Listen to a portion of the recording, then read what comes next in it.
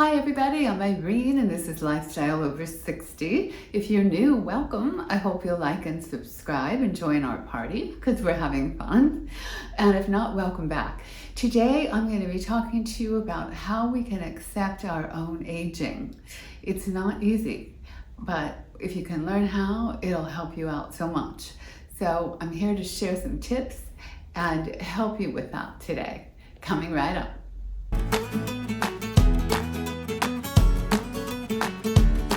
I have other videos about aging on my channel already. I'll link some of them in the description box. But today I thought I would talk about how you can accept it.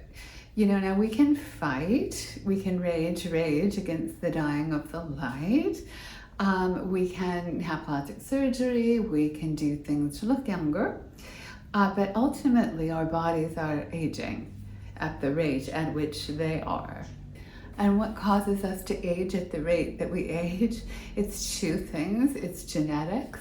Apparently genetics load the gun and your lifestyle pulls the trigger. That's the saying. So some of it is just how you were born. Some of it is how you've treated your body. And if you haven't treated your body very well, by the time you're in your 60s, you're going to be having some issues. Even if you've been the greatest health nut in the world, in your 60s, you're not always, and please tell me in the comments, but you're most likely going to be having some physical issues related to age. So one of the things that mostly women talk about that they do not like about being older is the feeling of being invisible in the world. And if you have been a beautiful young woman in the world, then you know that you're very visible as a young woman, as a beautiful young woman especially, but as a young woman at all.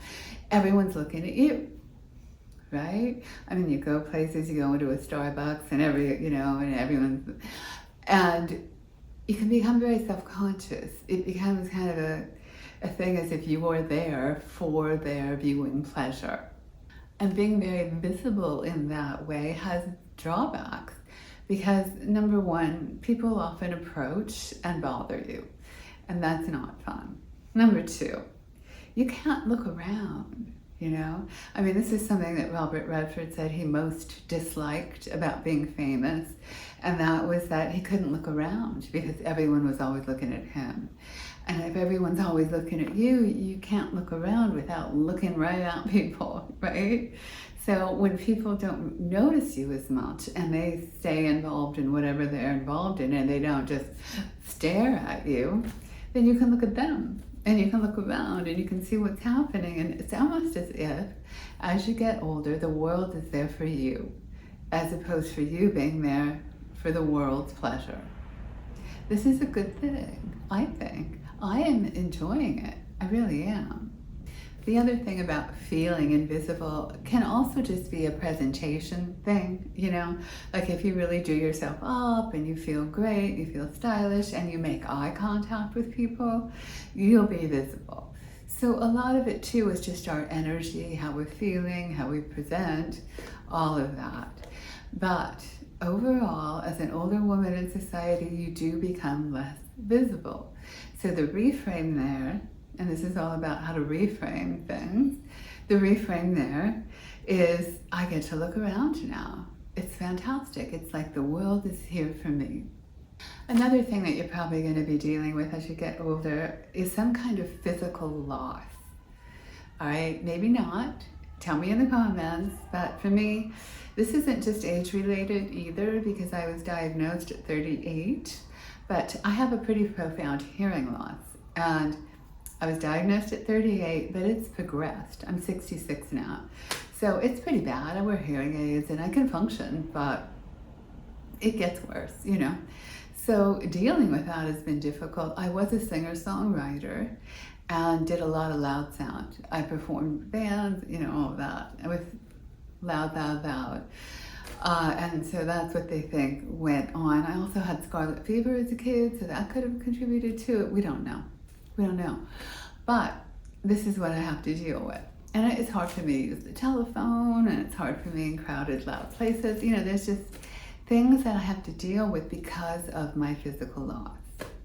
one of the best ways to deal with any of this is to reframe the situation so that it's not as bad or negative.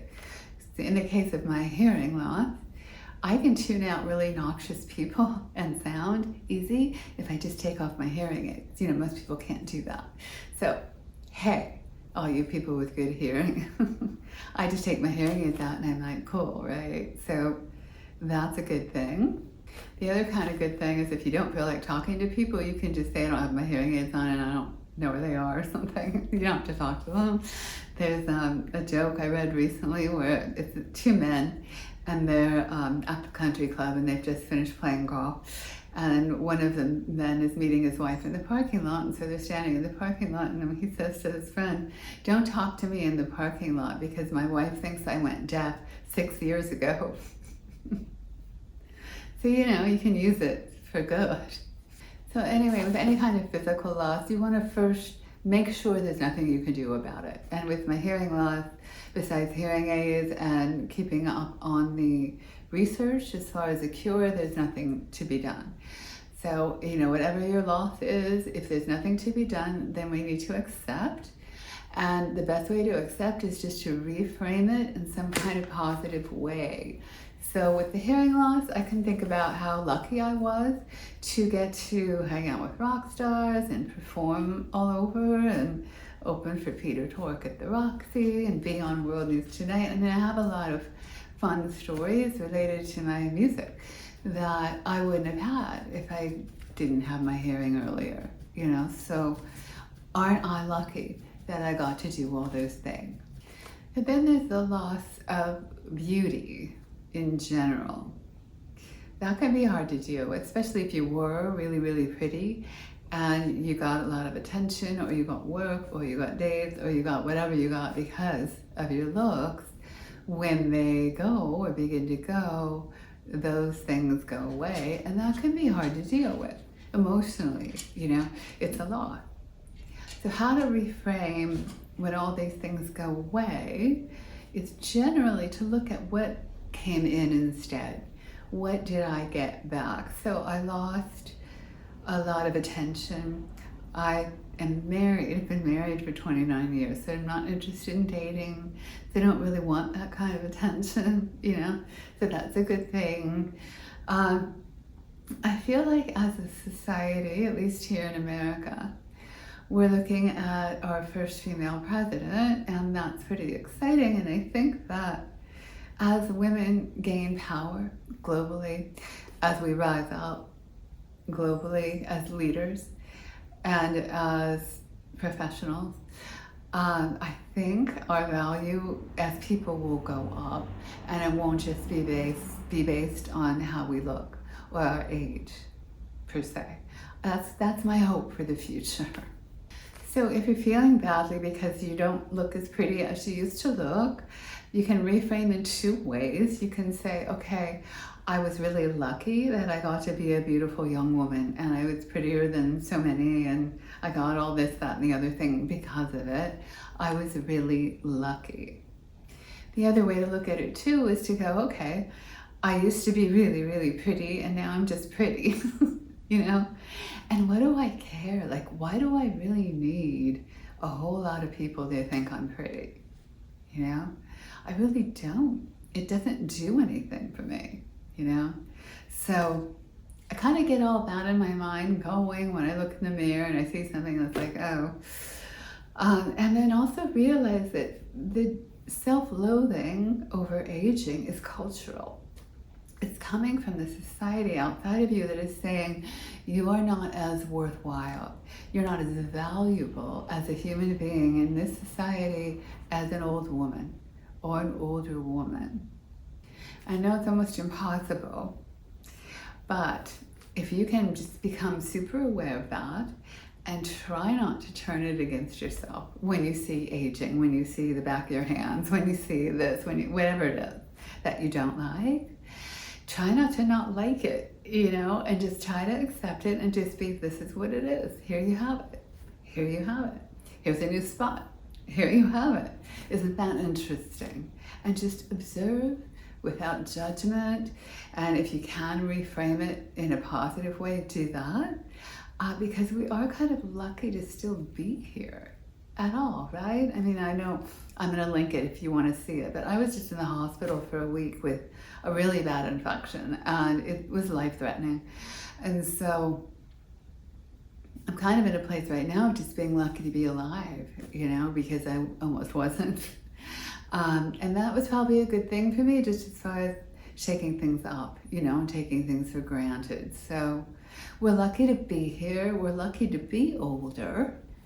And if we can learn to accept it and embrace it and be happy about it, then our later years and coming, you know, then as we get even older than this, we'll be happier. So I hope that helps in some way. So that's it for this video. If you got any benefit out of it, please like, subscribe if you haven't yet, and let me know what you thought. I love comments. So please tell me in the comment section, how are you doing with aging? Are you accepting it? Are you appreciating it? Or are you hating every minute? Tell us, and come back and see me again really soon.